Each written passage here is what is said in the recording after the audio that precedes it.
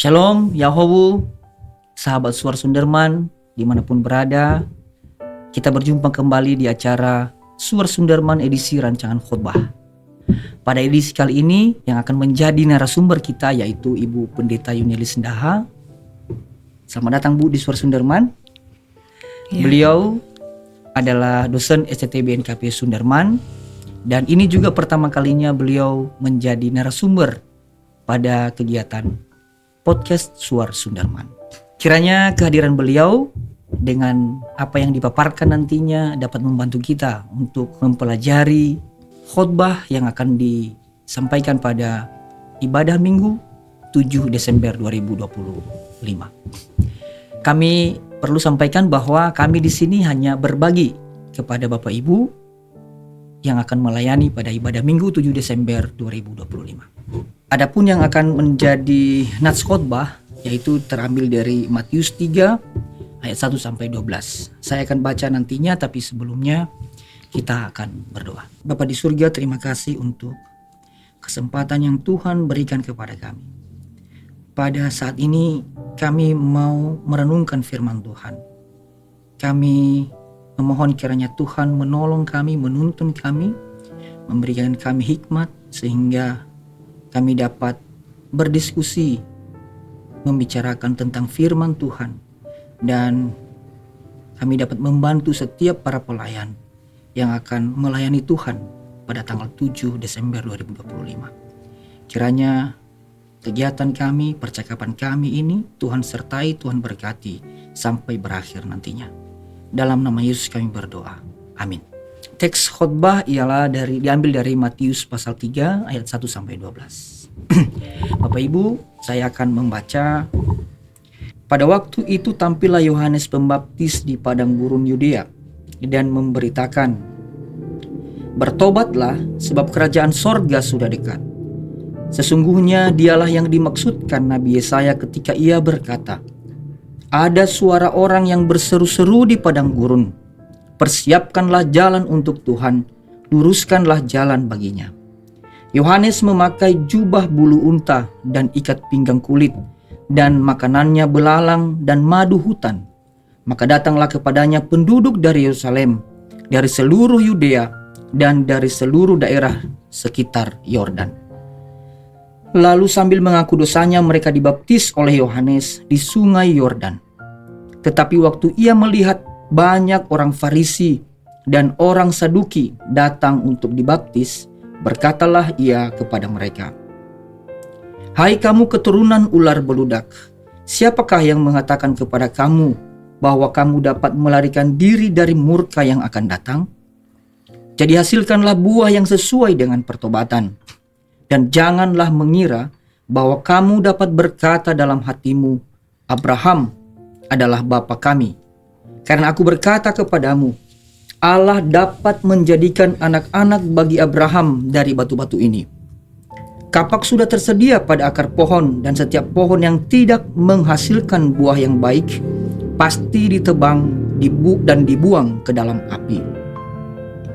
Aku membaptis kamu dengan air sebagai tanda pertobatan, tetapi ia yang datang kemudian daripadaku lebih berkuasa daripadaku, dan aku tidak layak melepaskan kasutnya. Ia akan membaptiskan kamu dengan Roh Kudus dan dengan api. Alat penampi sudah di tangannya. Ia akan membersihkan tempat pengirikannya dan mengumpulkan gandumnya ke dalam lumbung. Tetapi debu jerami itu akan dibakarnya dalam api yang tidak terpadamkan.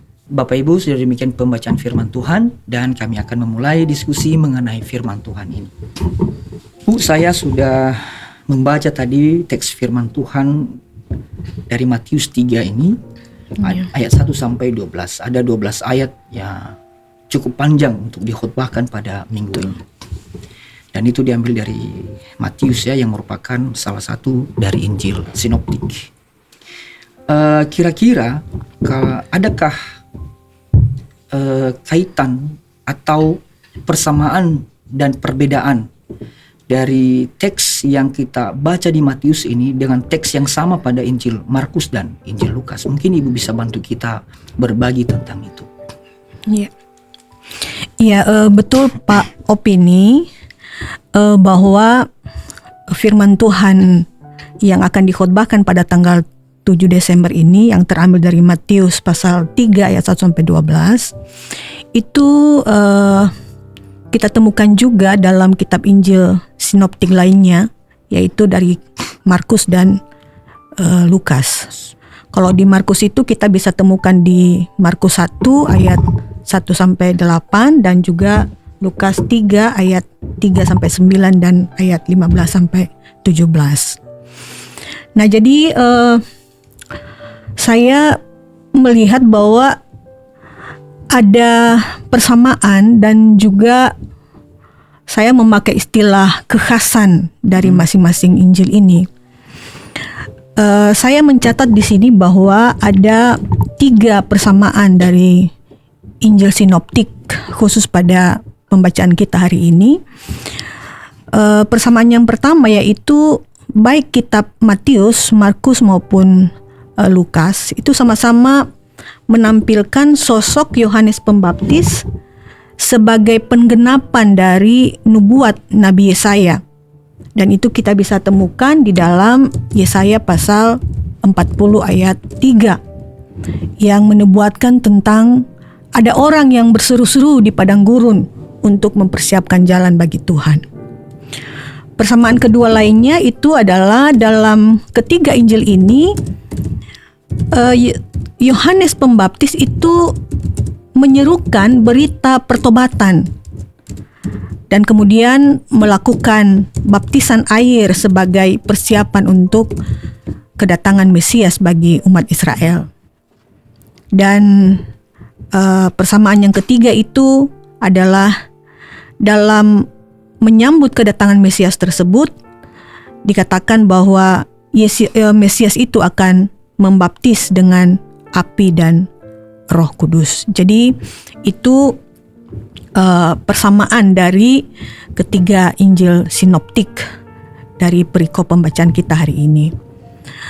Lalu kemudian Pak Pini, saya juga tadi saya mengatakan saya lebih senang menggunakan istilah kekhasan. Jadi setiap Injil sinoptik dalam menceritakan tentang Yohanes Pembaptis dengan suara pertobatannya ini, masing-masing Injil itu mempunyai kekhasan. Kekhasan yang pertama yaitu kalau kita melihat pada pembukaan cerita. Di dalam kitab Matius itu menyebut kehadiran Yohanes Pembaptis yang menyerukan pertobatan karena kerajaan sorga sudah dekat. Nah, sementara dalam kitab Markus itu diawali dengan tulisan, inilah permulaan Injil tentang Yesus Kristus anak Allah. Dan dalam kitab Lukas menyebut kehadiran Yohanes Pembaptis di seluruh daerah Yordan yang menyerukan pertobatan demi pengampunan dosa. Itu kekhasan yang kita lihat dari 3 berita Injil ini. Yang kedua adalah lawan bicara dari Yohanes. Kalau dalam Injil Matius itu secara spesifik disebutkan siapa orangnya, yaitu orang Farisi dan orang Saduki. Sementara di dalam Injil Markus tidak disebutkan secara eksplisit siapa menjadi lawan bicaranya, tetapi dalam Injil Lukas itu disebutkan dengan orang banyak. Itu Pak. Lalu saya juga melihat kekhasan yang lainnya itu adalah terkait dengan monolog yang dilakukan oleh Yohanes. Jadi kalau dalam kitab Matius itu menyerukan pertobatan tentang kerajaan sorga yang sudah dekat. Nah, sementara dalam Markus dan juga Lukas lebih menyerukan pertobatan tetapi dilanjutkan dengan seruan memberi diri untuk dibaptis demi untuk pengampunan dosa. Jadi kira-kira begitu saya melihat dalam Injil sinoptik ini ada persamaan dan juga kekhasan masing-masing dari ketiga Injil ini. Ya, wah menarik sekali ya Bu. Ibu bisa menguraikan ada perbedaan dan persamaan antara beberapa teks yang ada di Markus, Lukas dan Matius sekalipun teksnya ya kalau dibaca sebentar ya menurut pembaca mungkin sama saja, tetapi rupanya ada ciri khas masing-masing. Nah, tapi kira-kira apakah manfaatnya ketika kita mampu mengetahui atau kita sudah mengenal bahwa ada kekhasan masing-masing kitab itu di teks itu, adakah kaitannya atau kegunaannya nanti dalam menyampaikan khotbah, terutama di tanggal 7 Desember sesuai dengan teks ini? Ya. Jadi menurut saya itu pasti ada, Pak Pini, karena setiap Injil dia menulis ceritanya, walaupun ada kesamaan, tetapi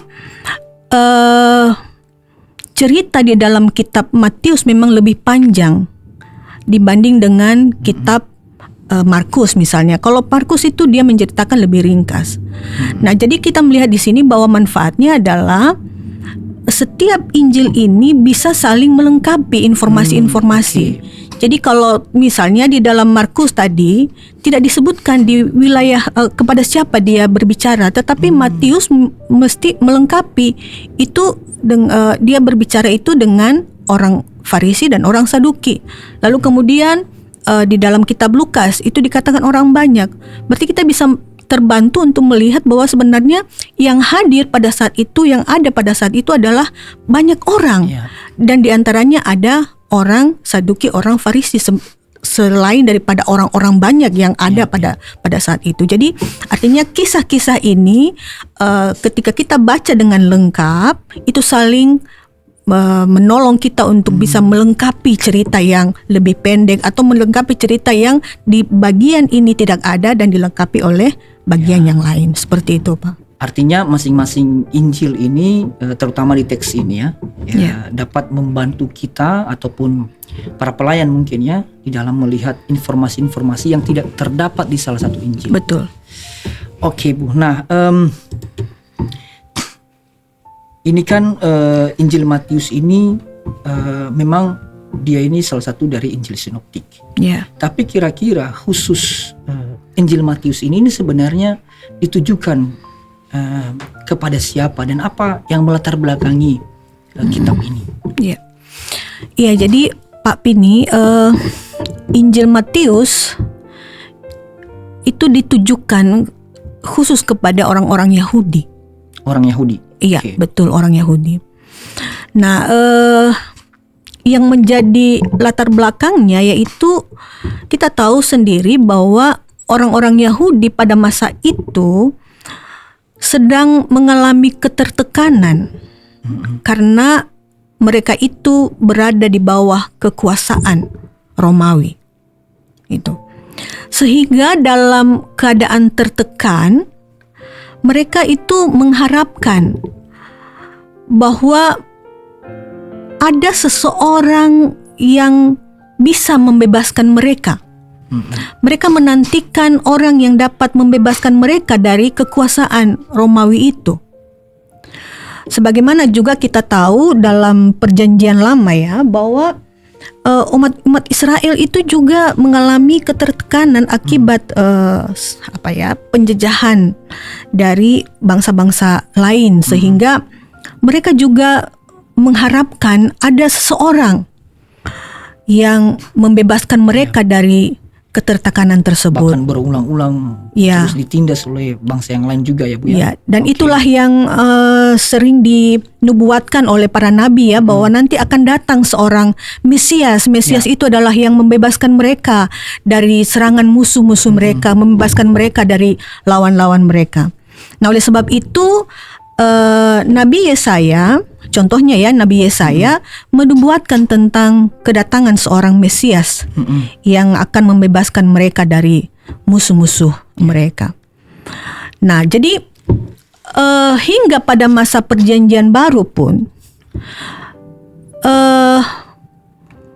orang-orang Yahudi ini pun juga masih mengalami penindasan atau ketertekanan karena kekuasaan Romawi tadi yang saya katakan. Nah, sehingga mereka menantikan kehadiran dari Mesias supaya mereka bisa terbebas dari kekuasaan Romawi. Oke. Ya. Artinya Yohanes Pembaptis ini menggunakan atau sudah memahami seperti apa pengalaman bangsa Yahudi yang sebelumnya mereka melalui beberapa penindasan oleh Penulis kitab Injil Matius itu. Oke. Ya. Nah, jadi apa sebenarnya tujuan kitab ini ditulis? Tadi Ibu sudah menjelaskan mengenai latar belakang atau konteksnya. Ya. Nah, tujuan kitab ini ditulis sebenarnya apa? Ya. Jadi tujuan kitab ini ditulis sebenarnya untuk menunjukkan bahwa akan ada Mesias itu. Yesus sebagai Mesias yang dijanjikan di dalam perjanjian lama itu akan datang. Dan sebagai tadi saya katakan bahwa yang menerima kitab Injil ini adalah orang-orang Yahudi, dan oleh penulis sendiri mengatakan bahwa Mesias itu nanti lahir dari keturunan orang Yahudi. Jadi penulis kitab Injil ini hendak mengatakan bahwa dari keturunan orang Yahudi inilah nanti datang pembebas itu, datang Mesias itu. Makanya kalau kita baca dalam pasal 1 dari kitab Matius ini, penulis Injil Matius itu mengawali tulisannya dengan menjelaskan silsilah dari Yesus itu sendiri, yang dimulai dari Abraham hingga Daud. Dan kemudian berakhir pada Yusuf, suami dari si Maria ini. Nah, jadi hal ini membuktikan bahwa Yesus itu sebagai Mesias yang merupakan orang yang dari keturunan Yahudi yang menjadi pewaris sah dari takhta Daud itu. Itu yang hendak dikatakan oleh penulis. Oke. Nah, ini yang ditunggu-tunggu, Bu. Biasanya bagian ini yang ditunggu oleh teman-teman atau Bapak Ibu sahabat Suara Sundarman ya, mengenai tafsiran. Ya. Nah, ada 12 ayat teks khotbah ini. Mungkin saya baca satu-satu ayat lalu Ibu menjelaskan. Ya. Oke. Saya baca ayat 1. Pada waktu itu tampillah Yohanes Pembaptis di padang gurun Yudea dan memberitakan, dan seterusnya. Jadi pada ayat pertama ini menceritakan tempat di mana Yohanes Pembaptis ini tampil. Jadi disebut di sini di padang gurun Yudea. Nah, jadi kalau kita bandingkan dengan Injil Sinoptik, hanya kitab Matius lah yang menyebut secara spesifik di mana Yohanes Pembaptis ini muncul, gitu ya. Tempat ini, padang gurun Yudea ini adalah sebuah tempat yang identik dengan orang-orang Yahudi. Iya. Jadi kalau di dalam kitab Markus tidak disebutkan di mana wilayahnya. Hanya di Lukas disebut dengan seluruh daerah Yordan. Nah, tetapi ini berkaitan dengan apa yang saya katakan tadi, bahwa ini ditujukan kepada orang-orang Yahudi. Jadi tempat yang dipilih pun adalah daerah padang gurun Yudea yang identik dengan tempatnya orang-orang Yahudi. Ya. Ayat 2, bertobatlah sebab kerajaan sorga sudah dekat. Ya. Ya, bisakah Ibu menjelaskan tentang ini? Sepertinya pernyataan yang sangat kuat ini. Iya, betul. Ini memang berkaitan dengan tema minggu ini, Pak Pini. Di sini ada 2 kata kunci. Yang pertama adalah bertobatlah, dan yang kedua adalah kerajaan sorga. Ya. Kata bertobatlah merupakan kata kerja aktif yang dilakukan baik oleh perorangan maupun orang banyak. Perintah ini ditujukan kepada orang yang tidak berjalan sesuai dengan kehendak Allah. Gitu. Kata bertobatlah dalam bahasa Yunani metanoeo, yang artinya mengubah pikiran. Gitu. Maksudnya di sini mengubah sikap hidup secara total yang disertai dengan perasaan menyesal dan juga perubahan perilaku. Jadi memang kata bertobat ini menjadi sangat penting di sini. Ada perubahan hidup yang secara total, dan bukan hanya perubahan hidup yang total, tetapi disertai dengan perasaan menyesali apa yang sudah dilakukan, dan kemudian dia mau merubah perilakunya. Atau dengan kata lain dapat saya katakan bahwa bertobat itu berarti berbalik atau meninggalkan apa yang salah, yang pernah dipikirkan, yang pernah dikatakan, atau yang pernah dilakukan pada waktu yang lampau, pada waktu sebelumnya, dan kemudian belajar untuk menjalani hidup ke depan yang lebih baik, yang berpedoman pada firman Allah dan kehendaknya. Ya, itu.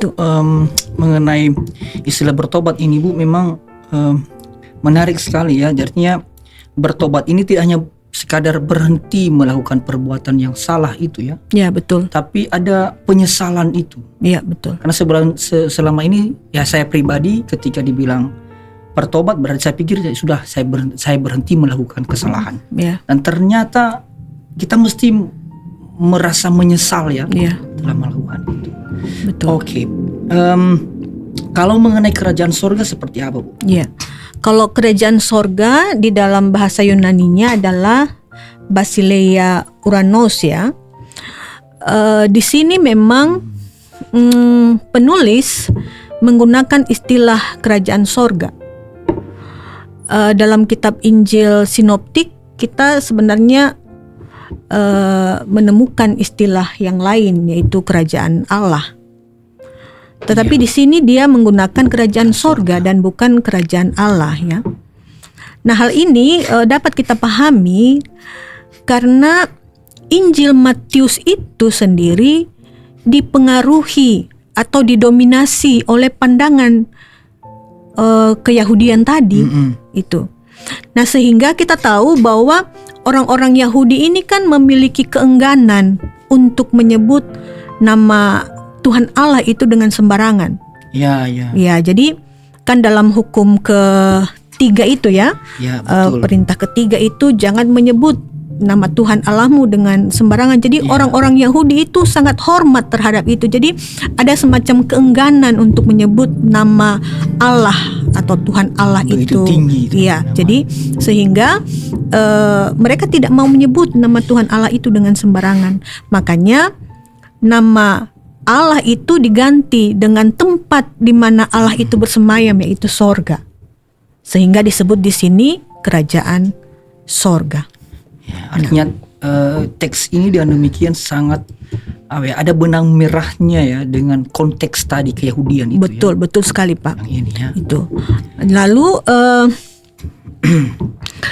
berbicara tentang kerajaan sorga, memang mungkin ada orang yang memahami bahwa yang namanya kerajaan itu adalah sebuah tempat, itu ya, atau semacam sebuah suasana begitu yang dipimpin oleh Allah sendiri. Nah, tetapi di sini Yohanes Pembaptis mengatakan bahwa kerajaan sorga sudah dekat itu oleh penulis kitab Injil tidak menunjuk kepada tempat atau menunjuk kepada suatu suasana. Bukan di situ maksudnya. Tetapi bertobatlah sebab kerajaan sorga sudah dekat. Itu bermaksud hendak menyatakan yang datang itu yaitu Mesias yang ada dalam diri Yesus Kristus itu sendiri, itulah kerajaan sorganya. Oke. Jadi kalau mereka harus mempersiapkan diri untuk menyambut kerajaan sorga itu mereka harus mempersiapkan diri untuk menyambut kedatangan Yesus sebagai Mesias itu. Itu. Jadi itu alasan mereka bertobat karena kedatangan Sang Mesias itu. Oke, baik. Berikutnya di ayat 3 berbunyi demikian ya. Sesungguhnya dialah yang dimaksudkan Nabi Yesaya ketika ia berkata, ada suara orang yang berseru-seru di padang gurun, persiapkanlah jalan untuk Tuhan, luruskanlah jalan baginya. Ini saya baca sampai ayat keberapa, Bu? Sampai ayat ke-6 ya? Iya. Oke. Yohanes memakai jubah bulu unta dan ikat pinggang kulit, dan makanannya belalang dan madu hutan. Maka datanglah kepadanya penduduk dari Yerusalem, dari seluruh Yudea dan dari seluruh daerah sekitar Yordan. Lalu sambil mengaku dosanya, mereka dibaptis oleh Yohanes di sungai Yordan. Ya, jadi ayat ini Pak hendak menjelaskan siapa Yohanes. Jadi lebih menunjukkan identitas Yohanes itu sendiri. Jadi disebutkan di sini bahwa Yohanes itu adalah orang yang sudah dinubuatkan di dalam perjanjian lama tadi yang saya katakan di dalam Yesaya pasal 40 ayat 3 yang menyebutkan bahwa persiapkanlah jalan untuk Tuhan, luruskanlah jalan baginya. Lalu yang berikutnya disebutkan bahwa Yohanes ini memiliki kekhasan dalam soal pakaiannya, bahwa dia memakai jubah bulu unta dan ikat pinggang kulit, dan makanannya adalah belalang dan madu hutan. Itu kekhasan atau ciri dari si Yohanes Pembaptis ini, gitu ya. Lalu kemudian di ayat 5 sampai 6 tadi itu hendak menjelaskan bahwa bagaimana respons dari orang-orang yang mendengar perkataan dari Yohanes Pembaptis. Penduduk Yerusalem dari Yudea dan seluruh daerah sekitar Yordan datang kepadanya untuk memberi diri untuk dibaptis. Ya. Nah, tetapi mereka tidak hanya mau memberi diri untuk dibaptis saja, tetapi di sini dikatakan bahwa mereka sambil mengaku dosanya, mereka dibaptis oleh Yohanes di sungai Yordan. Jadi di sini kita bisa melihat bahwa sebelum dibaptis mereka harus mengaku dosa dulu. Mengaku dosa dulu baru mereka dibaptis. Ya, jadi ini kita melihat bahwa baptisan yang dilakukan oleh Yohanes Pembaptis ini adalah baptisan untuk pertobatan. Itu. Jadi ini berkaitan dengan ayat 2 tadi ya, bahwa Yohanes mengatakan bertobatlah. Itu. Jadi Yohanes ini melihat bahwa baptisan ini adalah baptisan untuk pertobatan, sehingga sebelum mereka bertobat maka harus ada proses yang mereka jalani.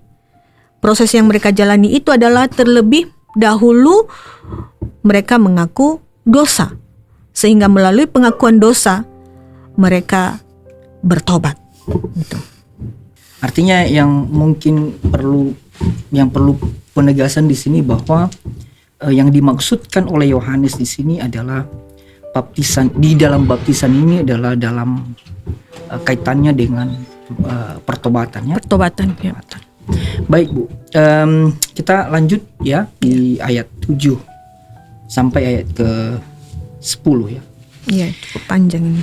Iya. Tetapi waktu ia melihat banyak orang Farisi dan orang Saduki datang untuk dibaptis, berkatalah ia kepada mereka, "Hai kamu keturunan ular beludak, siapakah yang mengatakan kepada kamu bahwa kamu dapat melarikan diri dari murka yang akan datang?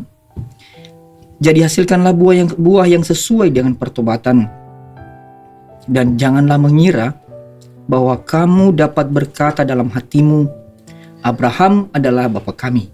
Karena aku berkata kepadamu, Allah dapat menjadikan anak-anak bagi Abraham dari batu-batu ini. Kapak sudah tersedia pada akar pohon, dan setiap pohon yang tidak menghasilkan buah yang baik pasti ditebang dan dibuang ke dalam api. Ayat ini seakan-akan memperlihatkan Yohanes ini kurang senang ya dengan orang-orang Farisi dan orang Saduki, atau seperti apa sebenarnya teks ini? Iya, jadi kalau kita membaca narasi ini, yang datang, yang mendengar seruan atau perkataan atau pemberitaan Yohanes Pembaptis ini, diantaranya ada orang Farisi dan orang Saduki. Mereka juga mau dibaptis. Nah, tetapi di sini Yohanes Pembaptis menegur mereka dengan keras, lalu menyebut mereka dengan keturunan ular beludak. Ketika saya membaca terjemahan bahasa Alkitab bahasa Indonesia sehari-hari, di situ diterjemahkan dengan kamu orang jahat. Jadi sebenarnya ular beludak yang disebutkan oleh Yohanes Pembaptis di sini adalah merupakan istilah yang diberikan kepada orang-orang Saduki dan orang Farisi tersebut. Istilah yang diberikan kepada mereka. Nah, mengapa istilah ini diberikan kepada mereka sebagai keturunan ular beludak atau sebagai orang yang jahat? Nah, jadi saya rasa Pak Pini, kita perlu dulu melihat bagaimana dengan orang Farisi itu atau dengan orang Saduki. Nah, ternyata orang Farisi ini adalah kelompok agama Yahudi yang sangat taat dengan hukum Taurat. Jadi mereka sangat ketat sekali dalam melaksanakan atau memberlakukan tradisi dan hukum Taurat. Itu ya. Mereka begitu mempertahankan tradisi dan hukum Taurat mereka itu. Jadi sehari-harinya mereka melaksanakan, menerapkan bagaimana hukum-hukum Taurat itu di dalam kehidupan mereka. Sementara esensi dari hukum Taurat itu sendiri mereka abaikan, mereka tidak lakukan itu. Lalu orang-orang Farisi ini juga mereka menolak Yesus dan menolak ajaran Yesus. Jadi mereka sendiri tidak senang dengan ajaran-ajaran Yesus, karena ajaran Yesus ternyata bertentangan dengan apa yang mereka lakukan. Jadi itu latar belakang kebiasaan orang-orang Farisi itu. Nah, demikian juga dengan orang Saduki. Orang Saduki ini juga adalah kelompok agama Yahudi, tapi mereka ini merupakan kelompok orang kaya sebenarnya, kelompok orang kaya yang berasal dari pedesaan. Kalau orang Saduki, sebagian besar dari orang Saduki ini mereka menjadi imam. Nah, mereka juga sangat menekankan hukum Taurat itu. Ada juga ajaran-ajaran Yesus yang mereka tolak. Dan kalau kita membaca kitab Injil, ya kadangkala mereka berdebat dengan Yesus soal ajaran Yesus itu sendiri. Nah, jadi kalau di sini si Yohanes Pembaptis menyebut mereka dengan keturunan ular beludak atau orang jahat karena mereka hanya mementingkan atau memprioritaskan pelaksanaan hukum Taurat itu sendiri. Itu.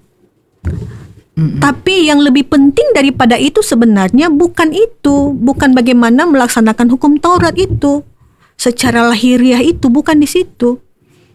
Tapi sebenarnya adalah bagaimana mereka itu hidup sesuai dengan nilai-nilai dari hukum Taurat itu sendiri. Itu yang mereka tidak lakukan. Mereka tidak terapkan itu. Nilai-nilai dari hukum Taurat itu mereka abaikan. Itu. Makanya Yohanes Pembaptis menyapa mereka atau menyebut mereka dengan ular beludak karena pikiran mereka yang picik, pikiran mereka yang licik itu. Nah, jadi karena itu Yohanes Pembaptis memberikan peringatan atau ancaman akan hukuman yang akan mereka terima. Dia katakan, siapakah yang mengatakan kepada kamu bahwa kamu dapat melarikan diri dari murka yang akan datang? Kalimat ini hendak menyatakan bahwa tidak ada seorang pun yang luput dari hukuman Tuhan jika mereka tidak bertobat. Itu.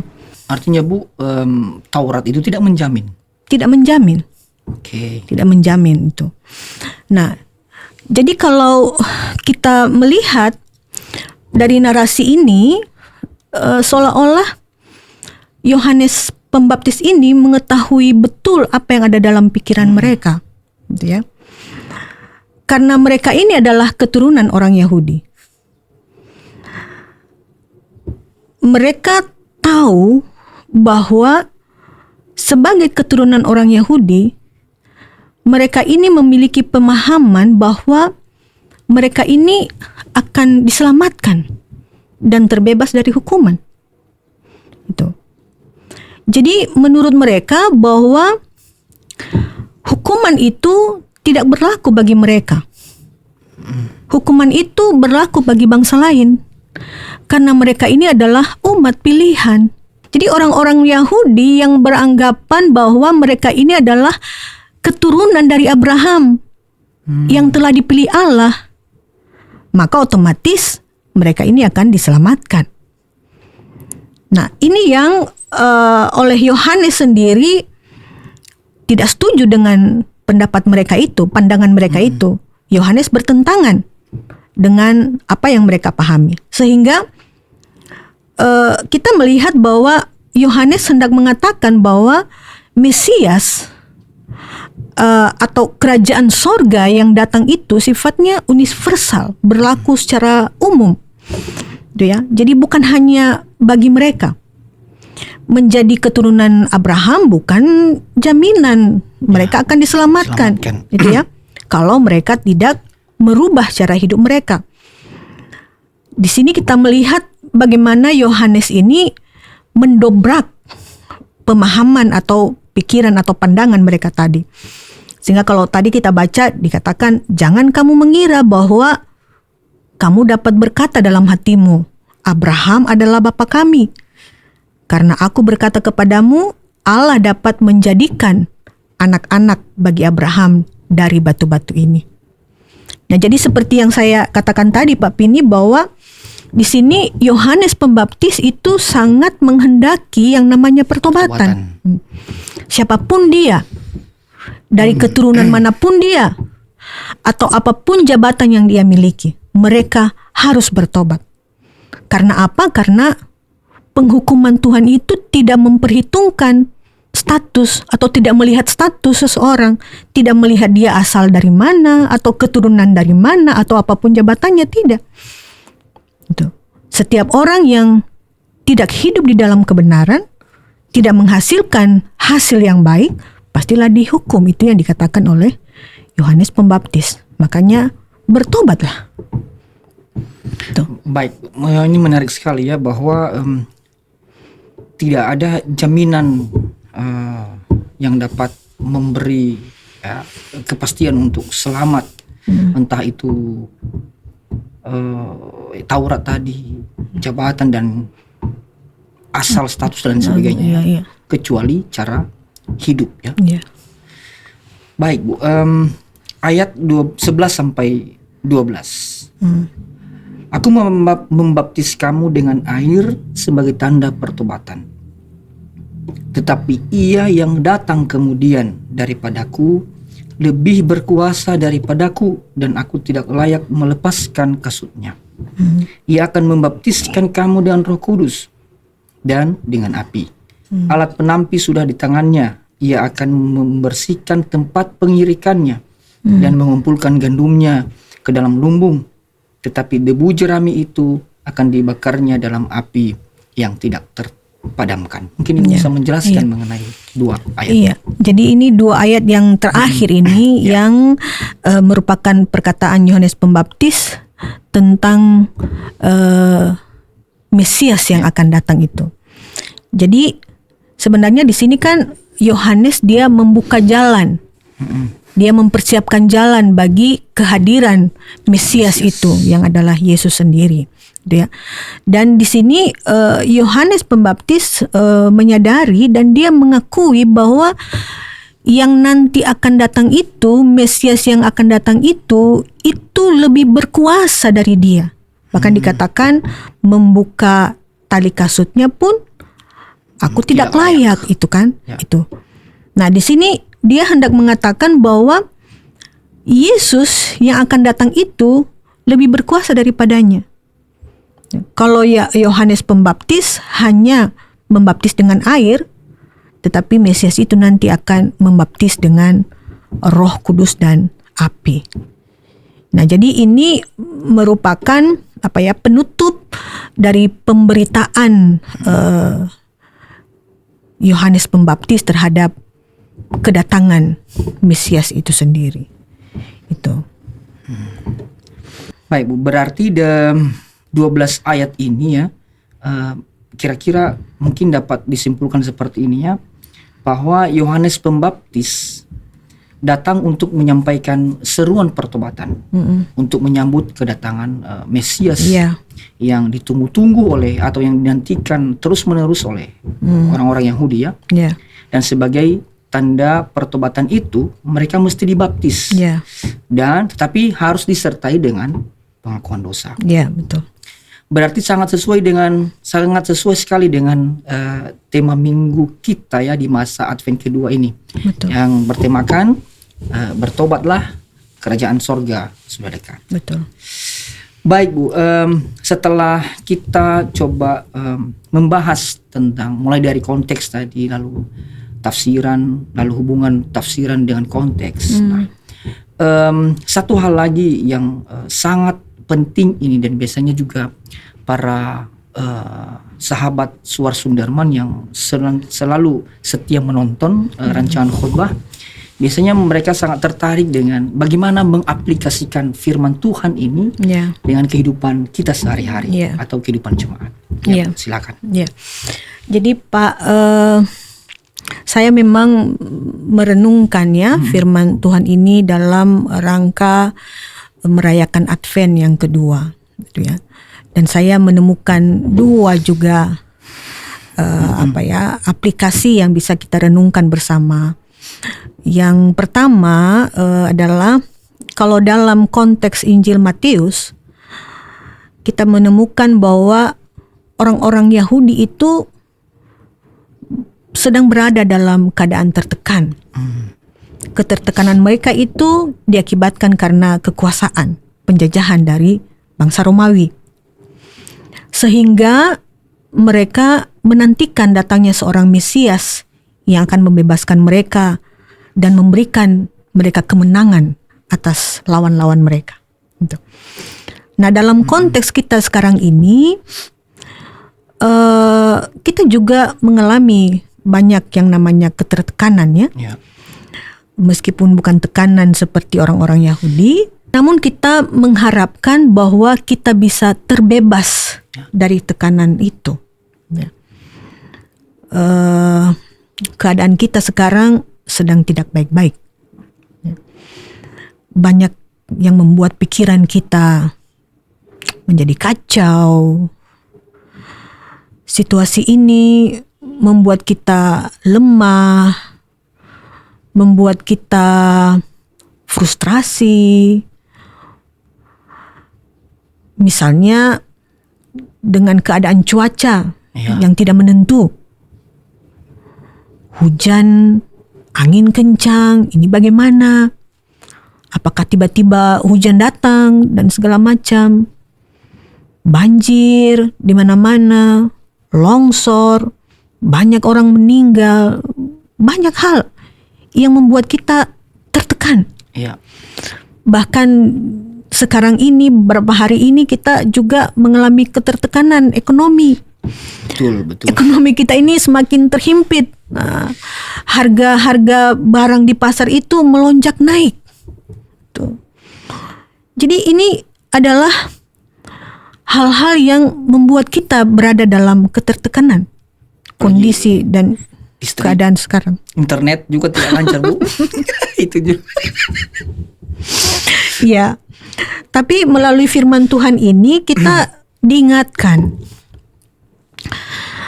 bahwa kehadiran Mesias di tengah-tengah kita yang kita nantikan itu pasti akan membebaskan kita dari segala ketertekanan. Karena dia datang untuk membebaskan kita dari ketertekanan, keterbelakangan, penganiayaan, pengasingan. Bahkan dia datang membebaskan kita dari hukuman atas dosa-dosa kita.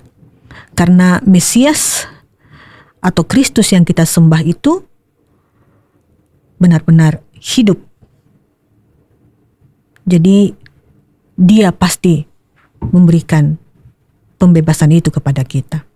Dan karena itu dalam keadaan tertekan, terhimpit karena berbagai macam keadaan dan situasi, ya diharapkan kita selalu berharap kepada Tuhan, berharap pada janji penyertaan dan keselamatan yang diberikannya kepada kita. Karena pengharapan di dalam Tuhan itu tidak pernah sia-sia. Itu hal yang pertama yang bisa kita renungkan, Pak Pini, dalam konteks kita sekarang ini. Janji penyelamatan yang dianugerahkan Tuhan kepada kita akan pembebasan itu. Artinya, Bu, kita sama-sama memiliki tekanan hidup. Ya. Kalau bangsa Yahudi waktu itu tekanan dari kekuasaan Romawi, kita juga punya tekanan tapi jenis yang berbeda. Betul. Tapi yang kita harapkan adalah Mesias itu yang akan memulihkan dan membebaskan kita. Ya. Oke, Bu. Ya. Lalu hal kedua, Pak, di masa Advent ini kita juga sedang berada di masa penantian. Ya. Dan penantian yang kita harapkan ini adalah penantian akan kedatangan Kristus kembali. Itu. Nah, jadi dalam menanti kedatangan Kristus, kita diingatkan juga melalui firman Tuhan ini sesuai dengan tema kita adalah supaya kita bertobat. Gitu. Jadi saya rasa pertobatan itu juga menjadi bagian penting dalam hidup kita. Seperti yang saya sampaikan sebelumnya bahwa bertobat itu berarti mengubah sikap hidup. Ya. Dan sikap hidup itu harus dirubah secara total. Itu. Lalu kemudian harus disertai juga dengan penyesalan dan perubahan terhadap perilaku itu. Jadi melihat apa yang pernah dilakukan sebelumnya yang tidak benar, lalu kemudian itu disesali, itu diperbaiki, dan kemudian ke depan itu kita bagaimana berperilaku lebih baik lagi. Itu. Jadi saya rasa kita perlu merenung di bagian ini. Saya sendiri juga merenung dan sekaligus introspeksi diri. Bagaimana dengan saya? Apa yang salah yang pernah saya lakukan sebelumnya? Apa yang salah yang pernah saya pikirkan sebelumnya? Apa yang salah yang pernah saya katakan sebelumnya? Yang pernah saya lakukan sebelumnya? Apa yang salah di situ? Jadi itu bagi saya perenungan dan introspeksi diri terhadap apa yang salah sebelumnya yang pernah saya pikirkan, saya katakan atau saya lakukan, itu mesti direnungkan juga. Itu. Lalu kemudian bagaimana mau memperbaiki diri lebih baik. Belajar untuk menjalani hidup ke depan lebih baik lagi dengan berpedoman pada kebenaran firman Allah dan kehendak-Nya. Ya. Jadi saya rasa begitu, Pak, hal-hal yang bisa diaplikasikan Ya. pada masa penantian Advent ini. Mungkin yang bagian nomor 2 ini Bu, Ya, mungkin juga introspeksi diri juga ya, kita bahwa kita juga perlu bertobat untuk tidak merusak alam juga ya. ya Seperti banyak yang hal. terjadi di baru-baru ini ya, Ya, longsor, banjir itu ya mungkin itu juga karena kesalahan manusia kesalahan juga. manusia juga. Jadi kita Jadi perlu perlu- bertobat. Ya, betul Pak. Baik Bu, terima kasih Bu sudah berbagi tentang firman Tuhan ini. Luar biasa, Ibu sudah mencoba menguraikan konteksnya, lalu Ibu hubungkan dengan tafsiran dan diakhiri dengan penerapan.